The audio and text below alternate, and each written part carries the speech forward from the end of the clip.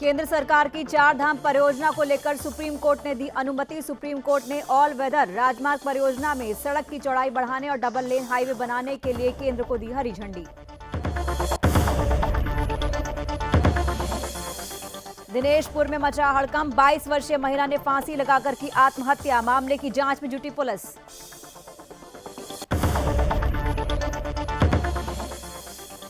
लालकुआ के बिंदु खत्ता में करगिल में वीर गति को प्राप्त हुए सेना के जवान के नाम से किया गया क्रिकेट टूर्नामेंट का शुरुआत। युवा बीजेपी नेता दीपेंद्र सिंह कोश्यारी ने दीप प्रज्वलित कर क्रिकेट टूर्नामेंट का किया शुभारंभ। टनकपुर में पुलिस को मिली बड़ी कामयाबी। पुलिस ने चेकिंग अभियान के दौरान 2 नशा तस्करों को किया गिरफ्तार। मामले में पूछताछ जारी।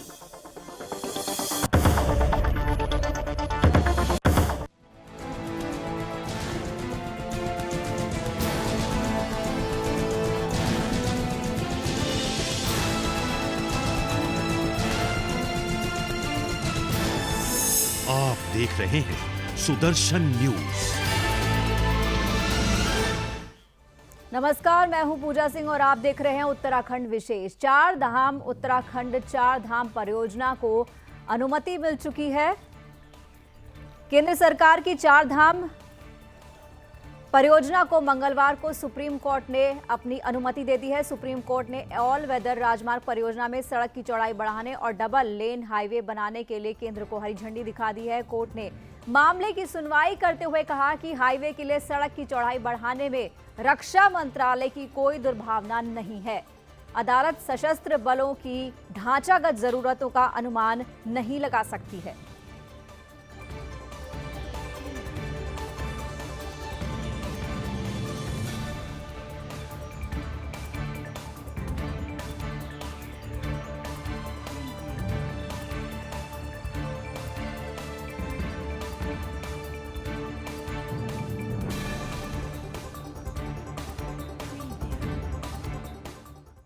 दिनेशपुर के वार्ड नंबर 2 में उस समय हड़कंप मच गया जब अज्ञात कारणों के चलते 22 वर्षीय एक महिला ने फांसी लगाकर आत्महत्या कर ली। स्थानीय लोगों ने मामले की सूचना पुलिस को दी है। वहीं मौके पर पहुंची पुलिस ने मामले को दर्ज कर शव को पोस्टमार्टम के लिए भेज दिया है। फिलहाल पुलिस मामले की जांच में जुटी है।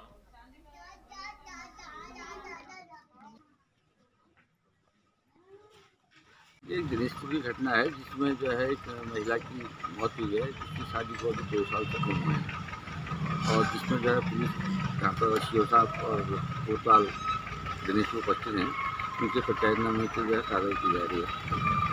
किसमें अभी तो प्रथम दृष्टया तो लग रहा है कि उनकी जो फांसी कर आत्महत्या की गई है। बाकी इसकी जो है निष्पक्ष जाँच के लिए जो है पोस्टमार्टम की कार्रवाई की जा रही है। उसके बाद ही इसकी जो है वास्तविक मृत्यु का कारण पता। लालकुआ के बिंदु खत्ता में करगिल में वीर गति को प्राप्त हुए सेना के जवान के नाम से क्रिकेट टूर्नामेंट की शुरुआत की गई है। आपको बता दें, युवा बीजेपी नेता दीपेंद्र सिंह कोश्यारी ने दीप प्रज्वलित कर जीवन सिंह खोलिया स्मृति क्रिकेट टूर्नामेंट का शुभारंभ किया। इस दौरान उन्होंने खिलाड़ियों से परिचय भी किया। युवा बीजेपी नेता कोश्यारी ने खिलाड़ियों का उत्साह बढ़ाते हुए सभी युवा खिलाड़ियों को क्रिकेट टूर्नामेंट की शुभकामनाएं दी। इस दौरान उन्होंने पत्रकारों से बातचीत करते हुए कहा कि जहां एक ओर आज का युवा नशे की लत की ओर बढ़ रहा है, तो वहीं ऐसे युवा भी हैं जो खेल के प्रति समर्पित हैं। उन्होंने सभी युवाओं से अपील करते हुए कहा कि विसंगतियों को छोड़कर खेल का रास्ता अपनाएं। चाहे क्रिकेट हो, बास्केटबॉल हो या फिर वॉलीबॉल खेल हो, खेलों के प्रति रुझान बढ़ाने से युवा मजबूत होता है और जब युवा मजबूत होता है तो राष्ट्र अपने आप मजबूत हो जाता है। ऐसे में सभी युवाओं को सामूहिक प्रयास करने चाहिए ताकि युवा सभी खेलों में अपने आप को मजबूत करें, अपने क्षेत्र में नाम रोशन करें। निर्माण यहाँ के युवाओं द्वारा किया गया है। और देखिए, आज हम यहाँ कारगिल शहीद जीवन सिंह खोलिया स्मृति क्रिकेट टूर्नामेंट रावत नगर हमारा जो है ये चौड़ीघाट बिंदु खत्ता में हम यहाँ आए हुए हैं। इसका नाम हमारे कुछ समय पहले इस मैदान को अटल स्टेडियम के नाम से भी अब जाना जा रहा है। तो देखिए क्या होता है, आजकल आप देख रहे हैं कि किस प्रकार से युवा देश की एक नींव रख रहा है।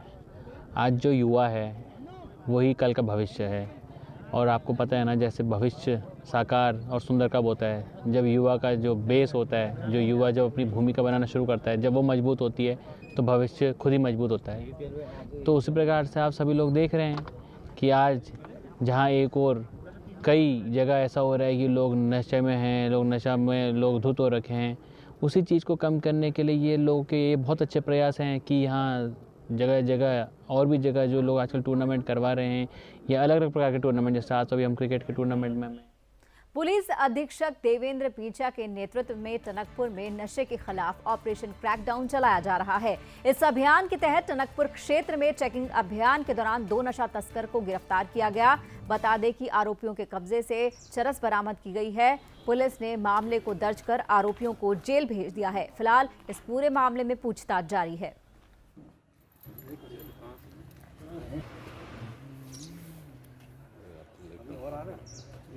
टनकपुर कोतवाली क्षेत्र की घटना है, जिसमें कल शाम को कोतवाली की चेकिंग टीम शाम के टाइम विजय तिराहे के पास में चेकिंग करी थी, जिसमें 2 संदिग्ध बाइक सवार आते हुए दिखाई दिए।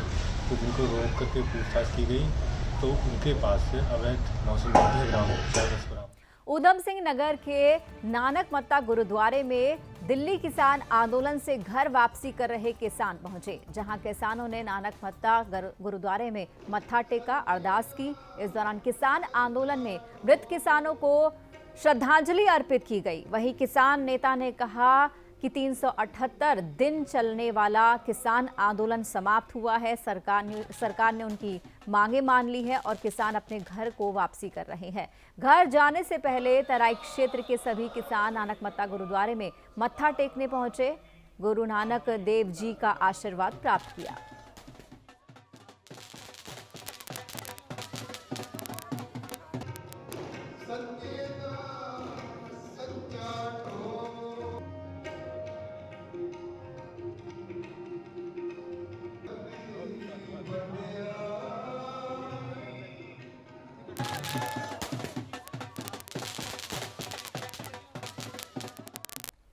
विधानसभा चुनावों को लेकर सभी पार्टियों ने अपनी तैयारी शुरू कर दी है। वहीं उत्तराखंड में कांग्रेस को मजबूती देने के लिए राहुल गांधी भी 16 दिसंबर को देहरादून आ रहे हैं। राहुल गांधी की रैली को ऐतिहासिक बनाने के लिए कांग्रेस के प्रदेश महामंत्री ममता हल्दर डोर टू डोर प्रचार करते हुए नजर आ रहे हैं, जिसके लिए ममता हल्दर देहरादून में होने वाली राहुल गांधी की रैली में ज्यादा से ज्यादा लोगों को देहरादून पहुंचने की अपील कर रहे हैं। वहीं कांग्रेस के प्रदेश महामंत्री का कहना है कि राहुल गांधी 16 दिसंबर को देवभूमि के वीरों का सम्मान करने उत्तराखंड विजय सम्मान रैली के लिए परेड ग्राउंड देहरादून आ रहे हैं, जिसके चलते डोर टू डोर प्रचार करते हुए राहुल गांधी की रैली में ज्यादा से ज्यादा लोगों को देहरादून पहुंचने की अपील कर रहे हैं। आने वाले 16 दिसंबर को हमारे नेता राहुल गांधी जी देवभूमि उत्तराखंड में आ रहे हैं। वीरों को सम्मान करने के लिए सम्मान रैली के रूप में ये होने जा रहे हैं और मैं इसको लेके पूरे गांव-गांव में जनसंपर्क कर रही हूँ और सभी को वहाँ पहुँचने के लिए आग्रह कर रही हूँ और यहाँ से बड़े उत्सुक है लोग राहुल गांधी के विचार को सुनने के लिए, पहुँचने के लिए। 16 दिसंबर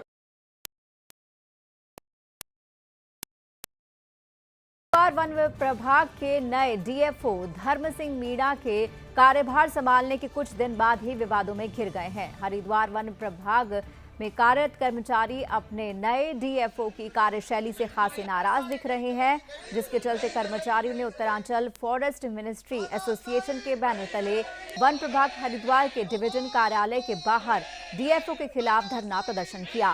साथ ही कर्मचारियों ने प्रदेश सरकार से 2 दिनों में डीएफओ के ट्रांसफर की मांग की है। वहीं कर्मचारियों ने मांग पूरी नहीं होने पर उग्र प्रदर्शन करने की बात भी कही है।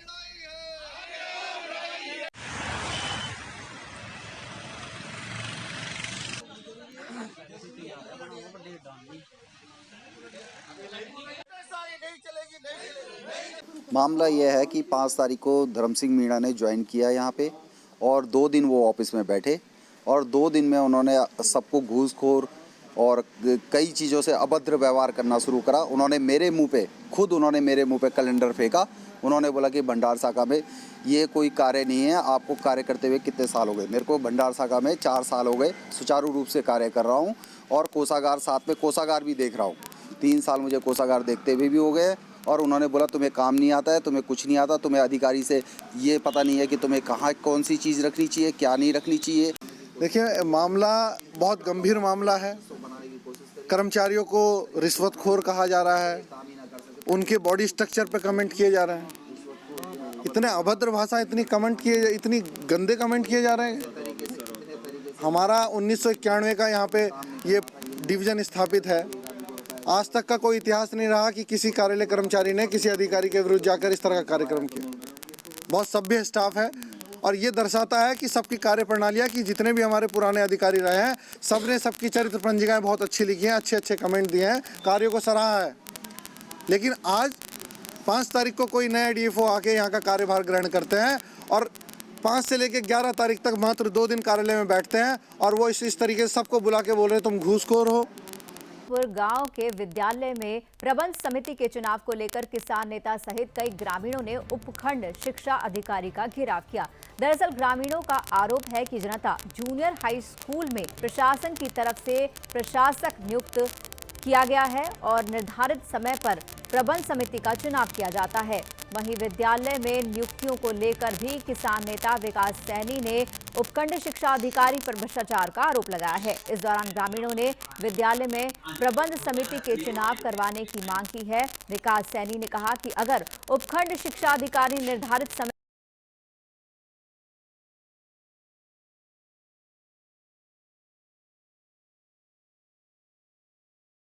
के प्रबंध समिति के लिए रजिस्ट्रार को लिखित में पत्र भेज दिया गया है। वहीं उन्होंने स्वयं पर लगे भ्रष्टाचार के आरोपों को भी गलत बताया है। सबसे पहले तो आप सबका धन्यवाद कि मीडिया यहाँ पहुँची है। मैं आपको इसमें अवगत करना चाहता हूँ कि जूनियर हाई स्कूल हरचंदपुर में प्रबंध समिति के चुनाव के संबंध में मेरे द्वारा 2 चिट्ठी उप रजिस्ट्रार को भेजी जा चुकी है। एक्चुअली क्या है कि इनके यहाँ 2 सूचियाँ इन्होंने मुझे उपलब्ध कराई थी, 2015 और 2018 की सूची। मेरे द्वारा ये चिट्ठी लिखी गई है रजिस्ट्रार को कि कौन सी सूची वैध है वो हमें उपलब्ध करा दी जाए। तो अभी तक रजिस्ट्रार की कोई भी सूची विधिवत रूप से मेरे पास उपलब्ध नहीं हो पाई है।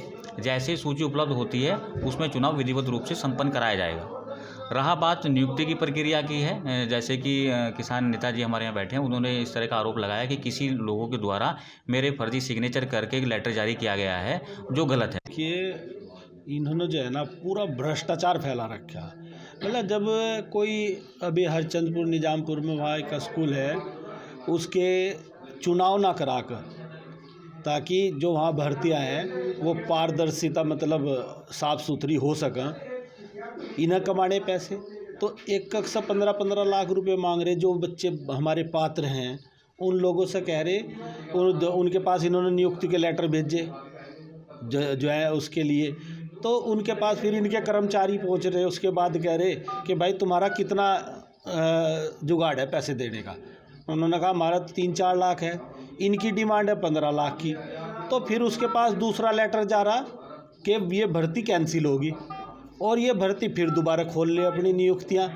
सबसे पहले तो आप सबका सरोवर नगरी नैनीताल में कांग्रेस ने बैठक का आयोजन किया, जिसमें देहरादून राहुल गांधी की रैली को सफल बनाने के लिए रणनीति तय की गई। इस कार्यक्रम में नैनीताल की पूर्व विधायक और प्रदेश महिला कांग्रेस अध्यक्ष सरिता आर्य ने पत्रकारों से रूबरू होते हुए कहा कि 16 दिसंबर को कांग्रेस के राहुल गांधी की जनसभा देहरादून में होनी है। इसके लिए कांग्रेस कार्यकर्ताओं में काफी उत्साह देखा जा रहा है।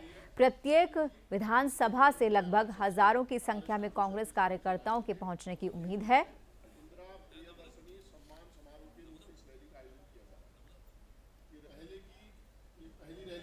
इसके 2 मुद्दे हैं। एक तो उस युद्ध में आप सबसे रखी तो ये और युवाओं को है चाहे किसानों को है कि हम महंगाई को कम करेंगे, युवाओं को रोज़गार देंगे, लेकिन राज्य सरकार हो चाहे केंद्र सरकार हो उस पर खरा नहीं उतरी है। युवाओं को भी ना रोज़गार नहीं मिला, ना जनता की ही सुध ली। आज आप देखिए महंगाई चरम सीमा पर है।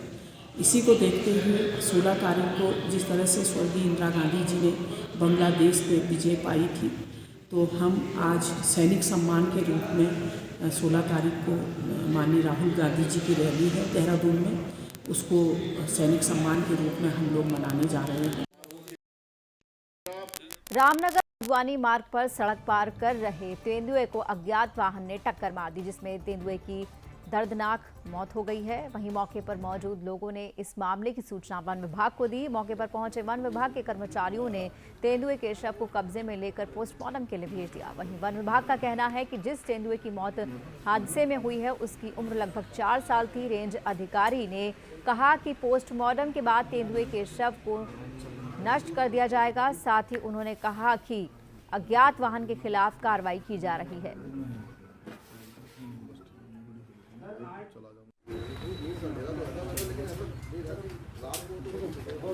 ये अब तो पीडब्ल्यूडी मार्ग है, हमारा वन क्षेत्र हो तो वहाँ कहीं हम लोग नहीं घुसने देना। पीडब्ल्यूडी मार्ग है, उसमें तो अब कितना बेन लग सकता है ना, और हम लोग भरसक प्रयास करते हैं कि ऐसी घटनाएं ना घटें। अब आपके द्वारा क्या कार्रवाई की जा रही है सर? अभी भी क्या हुआ है, शहर में जनहित के मुद्दों पर लगातार आंदोलन करने वाले उत्तराखंड जन विकास मंच ने एक बार फिर बिजली पानी के बिलों और हाउस टैक्स को लेकर संबंधित विभागों के खिलाफ मोर्चा खोल दिया है। बता दें कि हरिद्वार रोड पर अनिश्चित काल के लिए धरना प्रदर्शन मंच के सदस्यों ने शुरुआत की। मांग है कि बिजली का बिल प्रत्येक महीने भेजा जाए, पानी के बिलों में हर साल होने वाली 15% की वृद्धि को घटाकर 2% किया जाए, हाउस टैक्स को भी कम किया जाए। वहीं मंच के सदस्यों ने कहा कि जब तक उनकी मांगों को पूरा नहीं किया जाता वो अपना धरना प्रदर्शन लगातार जारी रखेंगे। साथ ही मंच के सदस्यों ने मांग करते हुए कहा कि विभागों ने जल्द ध्यान नहीं दिया तो आमरण अनशन भी किया जाएगा।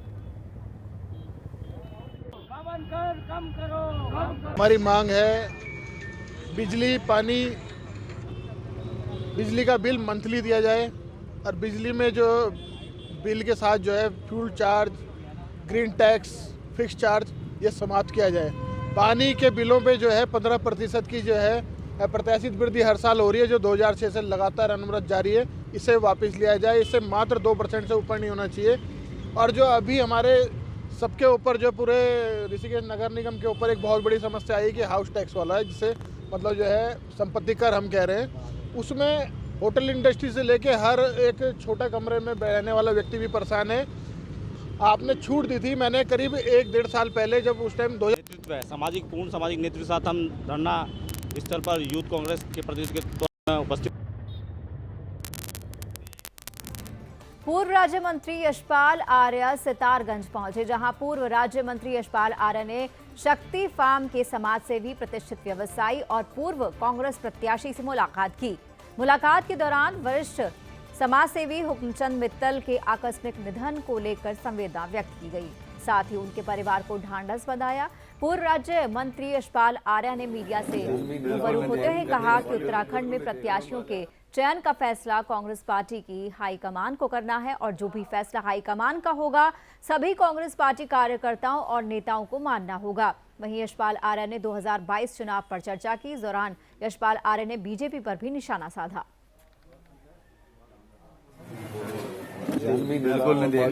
और कांग्रेस में भी हर विधानसभा क्षेत्र में हमारे कार्यकर्ताओं ने, हमारे जो स्थानीय नेता हैं, उन्होंने अपना पक्ष रखा है, दावेदारी प्रस्तुत की है, लेकिन फैसला निर्णय हाईकमान को करना है, केंद्रीय नेतृत्व को करना है। प्रदेश कांग्रेस के का जो हमारा पैनल है, स्क्रीनिंग कमेटी है, उसमें चयन होना है, उसके बाद अंतिम फैसला। और अब रुक करते हैं हम काशी का एक बार फिर से, जहां पर प्रधानमंत्री नरेंद्र मोदी संबोधित कर रहे हैं। सबके प्रति करुणा, ऊंच नीच से, भेदभाव से मुक्ति, यही तो सबका प्रयास के संकल्प से आगे बढ़ रहा है।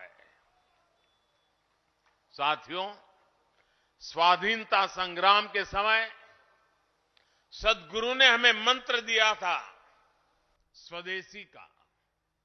आज उसी भाव में देश ने अब आत्मनिर्भर भारत मिशन शुरू किया है। आज देश के स्थानीय व्यापार रोजगार को, उत्पादों को ताकत दी जा रही है। लोकल को ग्लोबल बनाया जा रहा है। गुरुदेव ने सर्ववेद में कहा, हमें योग का, विहंगम योग का मार्ग भी दिया था।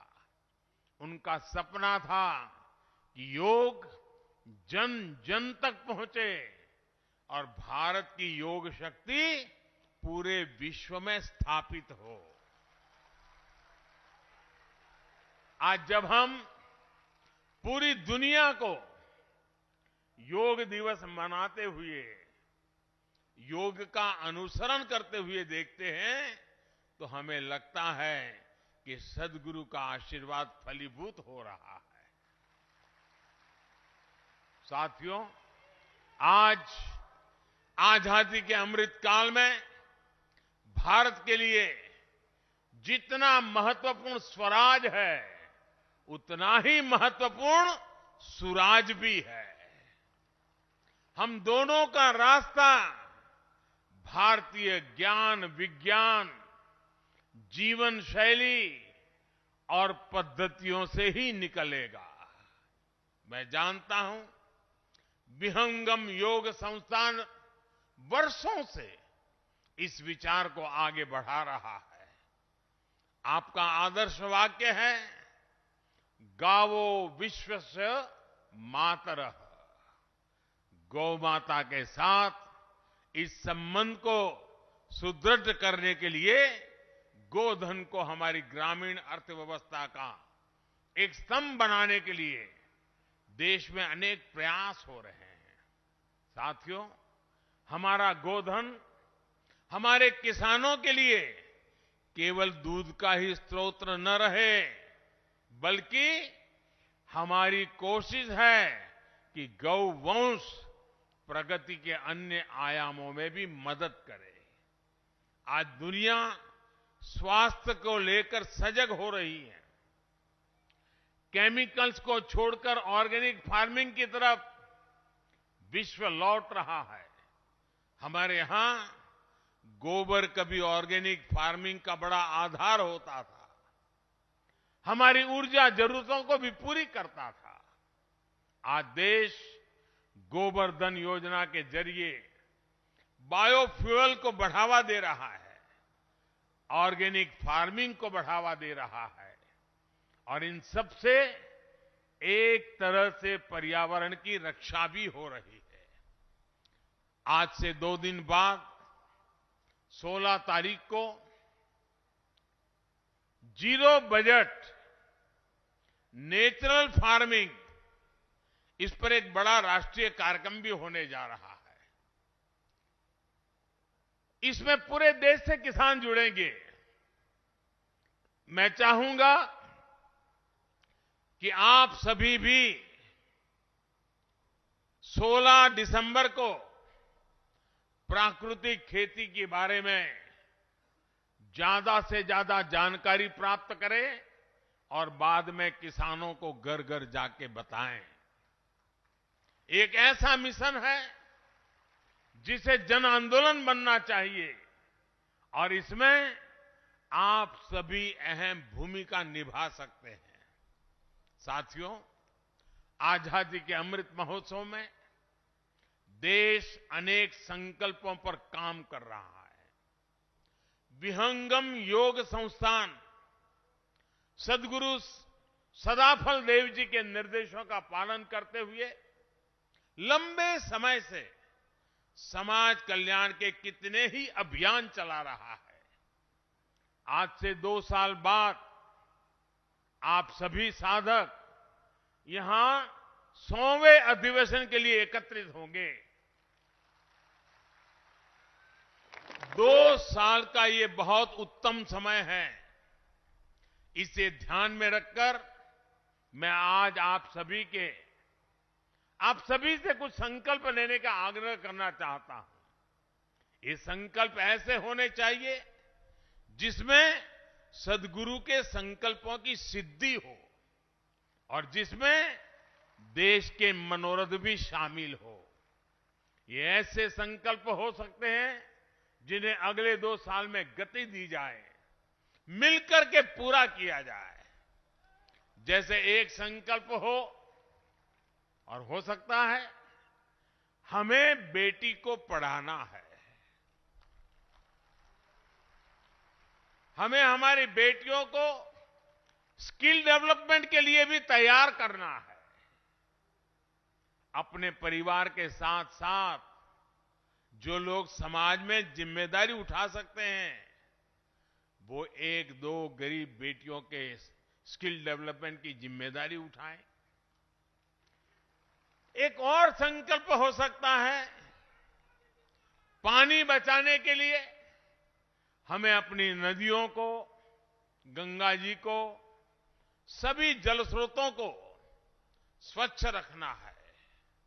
इसके लिए भी आपसे संस्थान द्वारा नए अभियान शुरू किए जा सकते हैं। जैसा मैंने पहले भी बताया, देश आज प्राकृतिक खेती पर बल दे रहा है। इसके लिए लाखों लाख किसान भाई बहनों को प्रेरित करने में भी आप सब बहुत बड़ी मदद कर सकते हैं। हमें अपने आसपास सफाई स्वच्छता का भी विशेष ध्यान देना है। किसी भी सार्वजनिक जगह पर गंदगी न फैले, ये ध्यान रखना है। परमात्मा के नाम से आपको कोई न कोई सेवा का ऐसा कार्य भी जरूर करना है जिसका लाभ पूरे समाज को हो। मुझे विश्वास है इस पवित्र अवसर पर संतों के आशीर्वाद से ये संकल्प जरूर पूरे होंगे और नए भारत के सपनों को पूरा करने में सहयोग देंगे। इसी विश्वास के साथ आप सभी का बहुत बहुत धन्यवाद। पूज्य स्वामी जी का मैं आभारी हूं कि इस महत्वपूर्ण पवित्र अवसर पर मुझे भी आप सबके बीच आने का अवसर मिला, इस पवित्र स्थान का दर्शन करने का अवसर मिला। मैं फिर एक बार सबका आभार व्यक्त करता हूं। हर हर महादेव। बहुत बहुत धन्यवाद।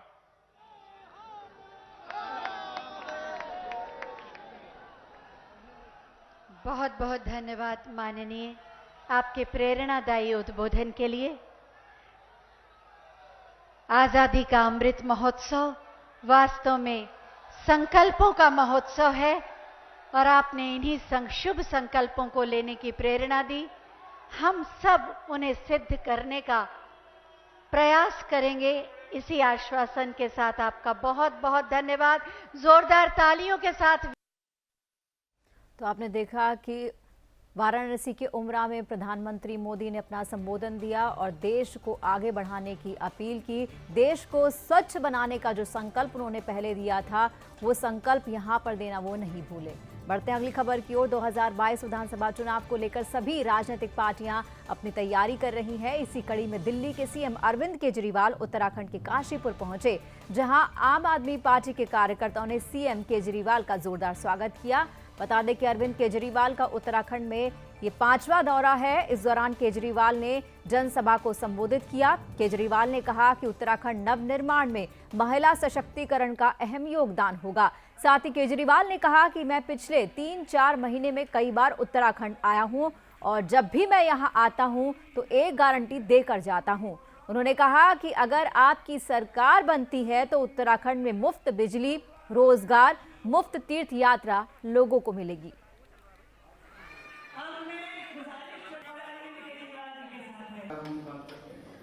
तो हमने आम आदमी पार्टी इनसे अलग है। आम आदमी पार्टी कोई पार्टी नहीं है, एक क्रांति का नाम है आम आदमी पार्टी। हम अलग हैं इनसे। हम जो कहते हैं वो करते हैं।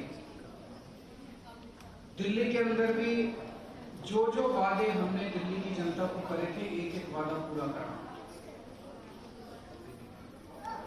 जो हम गारंटी दे रहे हैं वो मैं एक तो कह के जाता हूं और उसके बाद फिर हमारे कार्यकर्ता घर घर जाके सबका रजिस्ट्रेशन करते हैं। रजिस्ट्रेशन करने का क्या मतलब कि भाई ये ठोक पीट के ये कार्ड ले लो, अगर ना करें हम तो ये ले आना, हमारे को जो करना हो करना, हमको जो सजा देनी हो देना, ये पक्का कार्ड है।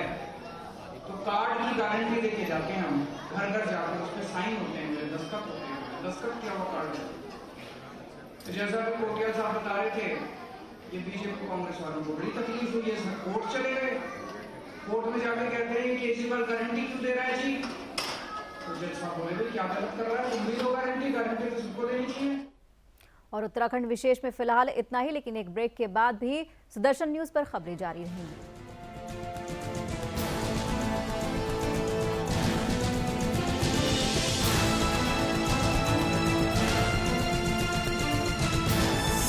आप देख रहे हैं सुदर्शन न्यूज।